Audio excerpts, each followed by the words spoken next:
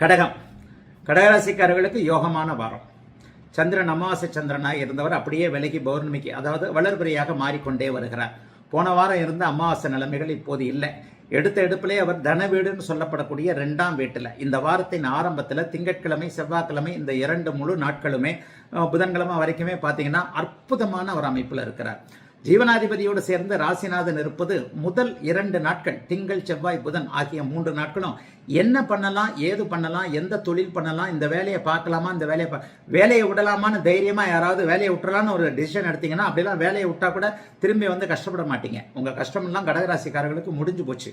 தைரியமாக கூட வேலையை விட்டு வேறு வேலை பார்ப்பது அல்லது தொழில் ஆரம்பிப்பது போன்ற அமைப்புகளுக்கு மனம் சில முன்னேற்பாடுகளை அப்படியே வச்சுக்கிட்டு வரக்கூடிய ஒரு நல்ல வாரமா இந்த வாரம் அமைஞ்சிருக்குங்க.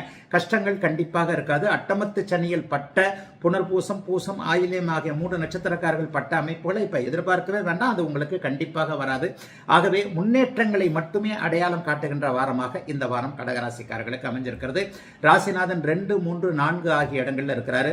3ஆம் இடத்துல சந்திரன் வலிமையாக இருக்கும் பொழுது, அதாவது வெள்ளிக்கிழமை வியாழக்கிழமை சனிக்கிழமை இந்த மாதிரியான இடங்கள் அமைப்புகள் இருக்கும்போது அவர் தைரியமாக நீங்க செயல்படக்கூடிய அமைப்பு உண்டு. இதுவரைக்கும் இல்லாத ஒரு புத்துணர்ச்சி இப்போது கடகராசிக்காரர்களுக்கு வரப்போகிறது. உதவ முடியாதவர்கள் எல்லாமே இப்போது தேடி வந்து, போன தடவை நம்ம உதவி கேட்டும் செய்ய முடியாதவங்க இருக்கிறாங்கல்ல, அவங்க எல்லாம் இப்ப இந்த தடவை உதவியை தேடிக்கொண்டு வரக்கூடிய அமைப்புகள். நீங்க மற்றவங்க கிட்ட உதவி கேட்டது ஹெல்ப் கேட்டதெல்லாம் மாறி போய் நீங்களே அடுத்தவங்களுக்கு ஹெல்ப் பண்ணக்கூடிய அளவிற்கு பினான்சியலாகவும் வேறு வகையிலும் புத்திசாலித்தனத்திலும் முன்னேற்றங்கள் தெரியக்கூடிய அமைப்புகள் கடகராசிக்காரர்களுக்கு இந்த வாரம் உண்டு. இந்த வாரத்தில் உங்க ராசிநாதன் வலிமையான அமைப்புகள் இருக்கிறார். மற்ற கிரகங்களும் நன்றாகவே இருக்கின்றன. சந்திராஷ்டிரம அமைப்புகள் இந்த வாரம் கிடையாது.